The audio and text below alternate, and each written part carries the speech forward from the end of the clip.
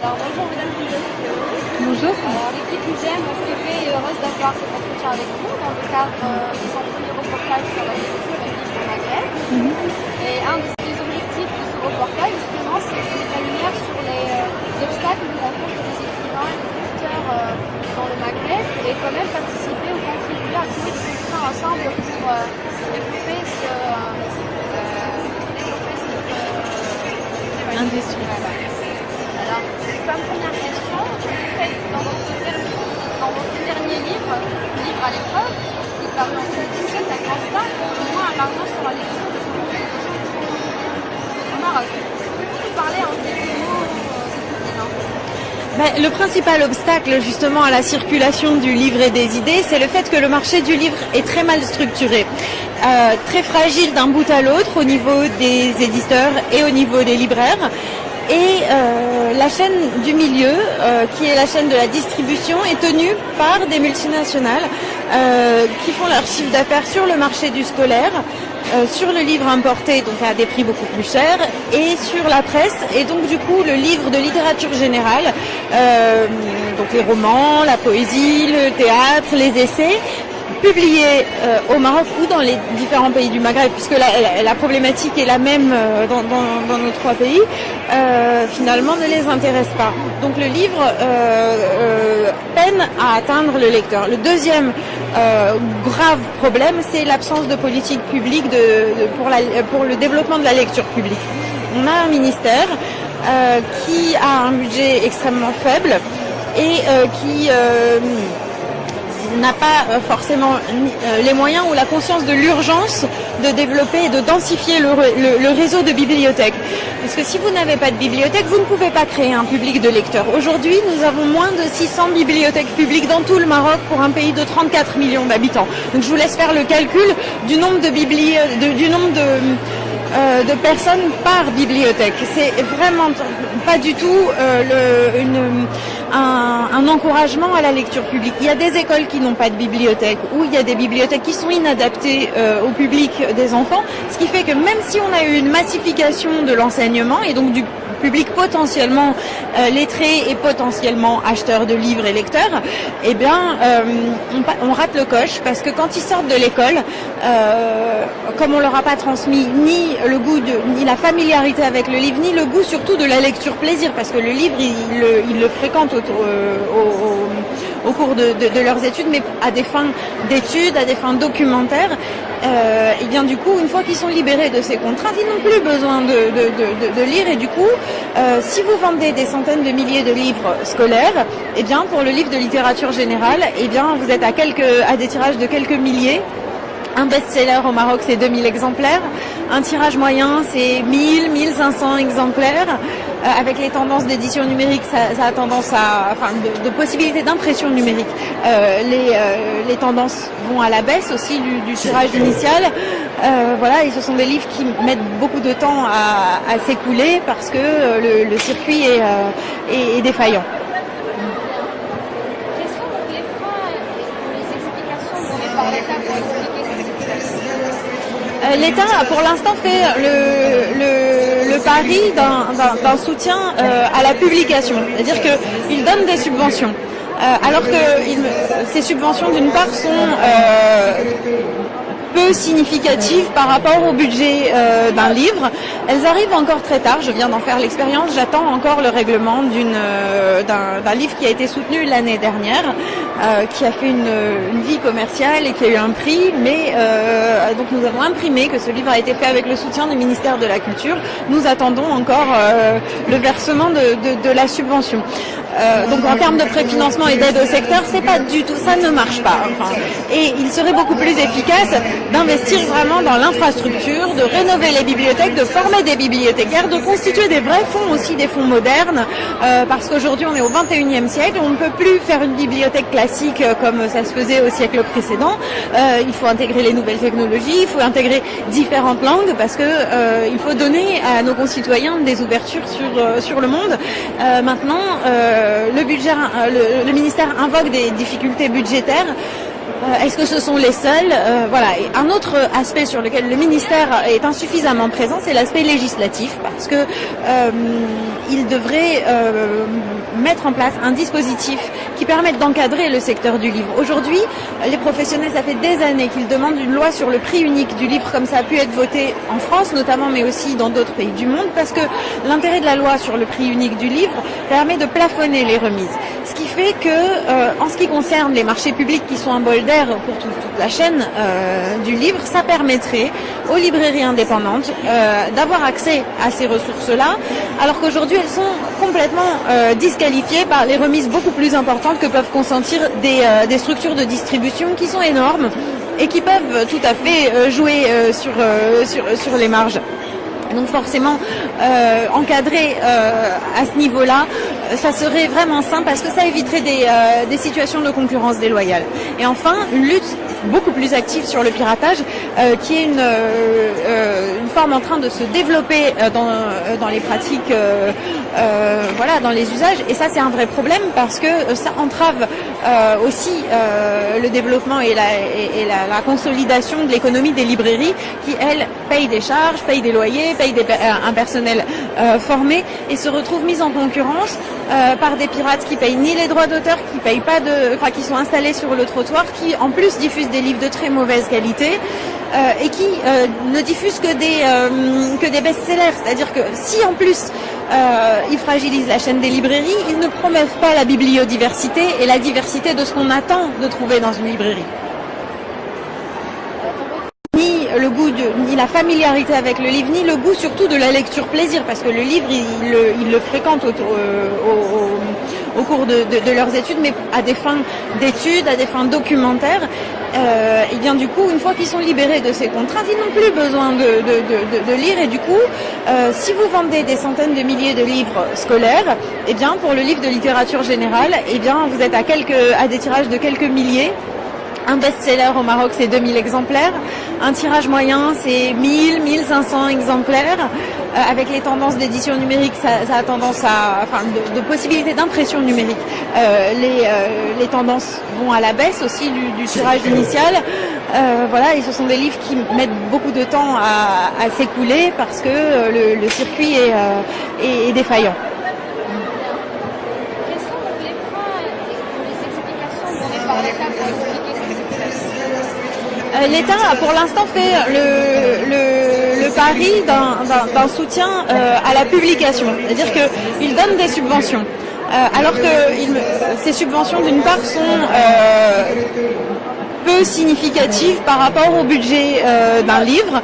Elles arrivent encore très tard, je viens d'en faire l'expérience, j'attends encore le règlement d'un livre qui a été soutenu l'année dernière, qui a fait une vie commerciale et qui a eu un prix, mais donc nous avons imprimé que ce livre a été fait avec le soutien du ministère de la Culture.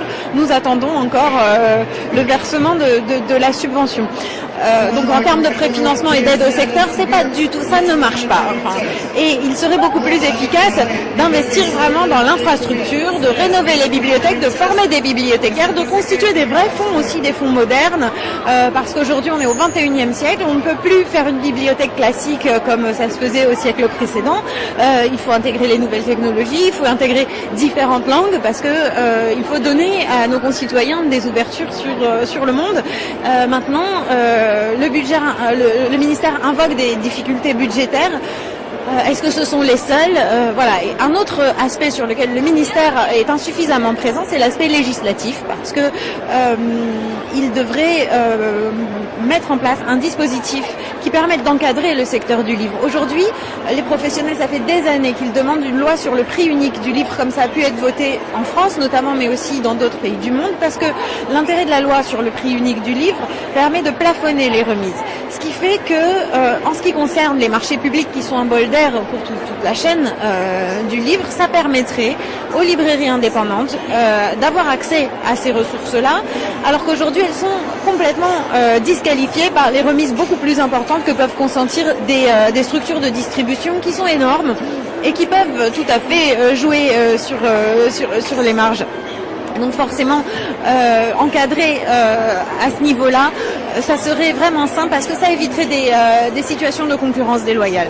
Et enfin, une lutte beaucoup plus active sur le piratage, qui est une forme en train de se développer dans les pratiques, voilà, dans les usages. Et ça, c'est un vrai problème parce que ça entrave aussi le développement et la consolidation de l'économie des librairies qui, elles, payent des charges, payent des loyers, payent un personnel formé et se retrouvent mises en concurrence par des pirates qui payent ni les droits d'auteur, qui sont installés sur le trottoir, qui en plus diffusent des livres de très mauvaise qualité et qui ne diffusent que des best-sellers. C'est-à-dire que si en plus ils fragilisent la chaîne des librairies, ils ne promeuvent pas la bibliodiversité et la diversité de ce qu'on attend de trouver dans une librairie. Dans votre livre, vous avez donné une note positive et optimiste sur la volonté et la capacité de la société civile à essayer de compenser les faiblesses de l'action de l'État, bien sûr dans ce secteur. Pouvez-vous nous parler d'une ou deux de ces expériences? Alors, je voudrais vous parler de l'expérience de Moubarak Chensoufi, qui a créé une bibliothèque dans son village natal, dans la région de Taounat, au nord de Fès, qui est un village extrêmement pauvre, où les gens ont des ressources extrêmement modestes, ce qui a poussé beaucoup de personnes à l'immigration, vraiment à des déplacements contraints. Et lui, il a eu une carrière au ministère de la Jeunesse et des Sports. C'est quelqu'un qui était un mordur de lecture depuis son plus jeune âge, d'une immense culture dans plein de langues. Et quand il a atteint l'âge de la retraite, en fait, il a pris son DVD. Et avec l'argent du DVD, il a créé une association de développement local. Et ce qu'il m'expliquait, c'est que pour lui, le développement, dans la durée, ne peut pas passer uniquement par l'économie, mais doit absolument être culturel, parce que c'est comme ça qu'on ancre de bonnes habitudes, qu'on éduque les gens, qu'on ancre de bonnes pratiques. Et donc sa bibliothèque est devenue un lieu de vie pour toute la communauté, parce que les jeunes venaient pour du soutien scolaire ou pour des cours d'informatique, les adultes venaient aussi prendre des cours, et puis la bibliothèque est vraiment devenue un lieu de vie. Les gens empruntaient, revenaient, discutaient. Il y a eu un club d'éducation à la citoyenneté qui s'est impliqué. C'est une expérience extraordinaire. Maintenant, c'est une expérience fragile parce que elle ne dépend que de la volonté d'une seule personne. Il n'y a pas eu de soutien des pouvoirs publics, vraiment très très peu à ces initiatives. Et c'est pour conclure sur le fait que l'action de la société civile ne peut pas être comprise comme autre chose que comme un signal d'alarme sur un sentiment d'urgence. Mais il y a des choses comme ça qui sont absolument qui relèvent de la responsabilité de l'État. On ne peut pas dire, on n'a pas le droit de dire c'est à la société civile de s'en occuper, parce que la société civile, au mieux, elle va mettre un pansement ou elle va faire du bricolage, quelle que soit la qualité de son action. Mais si le problème n'est pas pris en charge à la base en termes d'équipement structurel et en termes de formation par l'État, on va vraiment arriver à rien, quoi. Et puis les gens s'épuisent. Engagez-vous d'écouter les écrivains des autres pays du Maghreb, justement au Maroc? Alors, c'est des projets qui sont de longue haleine. On a des projets de coédition avec des éditeurs algériens et tunisiens, mais c'est extrêmement difficile parce qu'on a beaucoup plus de facilité à nous voir à Paris que de nous voir à Alger ou à Tunis. Et même s'il vient la question à la fois de surmonter le fait que les frontières sont fermées, que le livre coûte très cher à expédier, que nos marchés sont extrêmement restreints et connaissent les mêmes entraves, ce sont vraiment des choses qui sont lourdes et qui entravent la mise en route de projets, quelle que soit leur volonté. Donc pour l'instant, je n'ai pas encore réussi à concrétiser ces projets, mais je les garde toujours en tête parce que vraiment ça fait sens. On a des pays qui sont vraiment très proches, qui ont énormément à échanger entre eux, et en plus voilà, il n'y a pas de raison qu'on ne trouve pas de solution pour ces problèmes. Alors, pour finir, que pouvez-vous conseiller ou à proposer à l'UGM, l'Union des jeunes euro-maghrébins, comme action pouvant contribuer au développement du secteur public et de la collaboration entre cet État des pays du Maghreb? Je pense pense faire une grande sensibilisation sur la nécessité d'une politique de lecture publique. Parce que beaucoup de jeunes, quand je vais à la fac présenter nos bouquins, même si on fait des prix, me disent les livres sont trop chers. Or, un livre qui coûte 2 paquets de cigarettes, je peux comprendre que ça soit très cher pour un étudiant. Maintenant, il n'est pas question de dévaloriser le travail de l'auteur, des traducteurs, quand c'est le cas d'une traduction. Donc, l'idée, c'est de plaider pour exiger que nos moyens publics, que nos impôts soient affectés à des vraies politiques de mise à la disponibilité, de rendre accessibles les livres. Je vous reprendrai l'expression de mon ami Moubarak Chensoufi, qui je trouve une expression magnifique pour dire il faudrait dans chaque douar une bibliothèque comme un point d'eau, parce que c'est la même nécessité. Et que des gens, enfin, lorsque j'ai fait mes reportages dans sa région, les gens me disaient, bah, tu vois, on n'a pas d'eau, on n'a pas d'eau courante, on n'a pas d'électricité parfois, mais le livre ne passe pas après. C'est la même, c'est sur le même plan. Ça fait partie des mêmes besoins.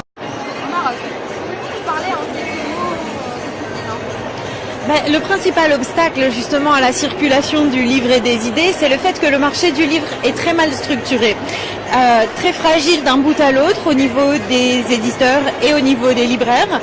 Et la chaîne du milieu, qui est la chaîne de la distribution, est tenue par des multinationales qui font leur chiffre d'affaires sur le marché du scolaire, sur le livre importé, donc à des prix beaucoup plus chers, et sur la presse. Et donc du coup, le livre de littérature générale, donc les romans, la poésie, le théâtre, les essais, publiés au Maroc ou dans les différents pays du Maghreb, puisque la problématique est la même dans nos 3 pays, finalement ne les intéresse pas. Donc le livre peine à atteindre le lecteur. Le deuxième grave problème, c'est l'absence de politique publique pour le développement de la lecture publique. On a un ministère qui a un budget extrêmement faible et qui n'a pas forcément les moyens ou la conscience de l'urgence de développer et de densifier le réseau de bibliothèques. Parce que si vous n'avez pas de bibliothèque, vous ne pouvez pas créer un public de lecteurs. Aujourd'hui, nous avons moins de 600 bibliothèques publiques dans tout le Maroc pour un pays de 34 millions d'habitants. Donc je vous laisse faire le calcul du nombre de personnes par bibliothèque. C'est vraiment pas du tout un encouragement à la lecture publique. Il y a des écoles qui n'ont pas de bibliothèque, ou il y a des bibliothèques qui sont inadaptées au public des enfants, ce qui fait que même si on a eu une massification de l'enseignement et donc du public potentiellement lettré et potentiellement acheteur de livres et lecteurs, eh bien on rate le coche, parce que quand ils sortent de l'école, comme on leur a pas transmis ni le goût ni la familiarité avec le livre, ni le goût surtout de la lecture plaisir, parce que le livre ils le fréquentent au cours de leurs études, mais à des fins d'études, à des fins documentaires, et bien du coup, une fois qu'ils sont libérés de ces contraintes, ils n'ont plus besoin de lire, et du coup, si vous vendez des centaines de milliers de livres scolaires, et bien pour le livre de littérature générale, et bien vous êtes à des tirages de quelques milliers. Un best-seller au Maroc, c'est 2000 exemplaires. Un tirage moyen, c'est 1000, 1500 exemplaires. Avec les tendances d'édition numérique, ça a tendance de possibilités d'impression numérique. Les tendances vont à la baisse aussi du tirage initial. Voilà, et ce sont des livres qui mettent beaucoup de temps à s'écouler parce que le circuit est défaillant. Quels sont donc les freins et les explications données par l'État pour expliquer cette situation? L'État a pour l'instant fait le pari d'un soutien à la publication, c'est-à-dire qu'il donne des subventions, alors que ces subventions d'une part sont peu significatives par rapport au budget d'un livre. Elles arrivent encore très tard, je viens d'en faire l'expérience, j'attends encore le règlement d'un livre qui a été soutenu l'année dernière, qui a fait une vie commerciale et qui a eu un prix, mais donc nous avons imprimé que ce livre a été fait avec le soutien du ministère de la Culture. Nous attendons encore le versement de la subvention. Donc en termes de préfinancement et d'aide au secteur, c'est pas du tout, ça ne marche pas. Enfin, et il serait beaucoup plus efficace d'investir vraiment dans l'infrastructure, de rénover les bibliothèques, de former des bibliothécaires, de constituer des vrais fonds, aussi des fonds modernes, parce qu'aujourd'hui on est au 21e siècle, on ne peut plus faire une bibliothèque classique classiques comme ça se faisait au siècle précédent. Il faut intégrer les nouvelles technologies, il faut intégrer différentes langues parce que il faut donner à nos concitoyens des ouvertures sur le monde. Maintenant, le ministère invoque des difficultés budgétaires. Est-ce que ce sont les seuls? Voilà. Et un autre aspect sur lequel le ministère est insuffisamment présent, c'est l'aspect législatif, parce que il devrait mettre en place un dispositif qui permette d'encadrer le secteur du livre. Aujourd'hui, les professionnels, ça fait des années qu'ils demandent une loi sur le prix unique du livre, comme ça a pu être voté en France notamment, mais aussi dans d'autres pays du monde, parce que l'intérêt de la loi sur le prix unique du livre permet de plafonner les remises. Ce qui fait que, en ce qui concerne les marchés publics qui sont un bol d'air pour toute la chaîne du livre, ça permettrait aux librairies indépendantes d'avoir accès à ces ressources-là, alors qu'aujourd'hui elles sont complètement disqualifiées par les remises beaucoup plus importantes que peuvent consentir des structures de distribution qui sont énormes et qui peuvent tout à fait jouer sur les marges. Donc forcément, encadrer à ce niveau-là, ça serait vraiment simple parce que ça éviterait des situations de concurrence déloyale. Et enfin, une lutte beaucoup plus active sur le piratage, qui est une forme en train de se développer dans les pratiques, voilà, dans les usages. Et ça, c'est un vrai problème parce que ça entrave aussi le développement et la consolidation de l'économie des librairies qui, elles, payent des charges, payent des loyers, payent un personnel formé et se retrouvent mises en concurrence par des pirates qui payent ni les droits d'auteur, qui sont installés sur le trottoir, qui en plus diffusent des livres de très mauvaise qualité et qui ne diffusent que des best-sellers. C'est-à-dire que si en plus ils fragilisent la chaîne des librairies, ils ne promeuvent pas la bibliodiversité et la diversité de ce qu'on attend de trouver dans une librairie.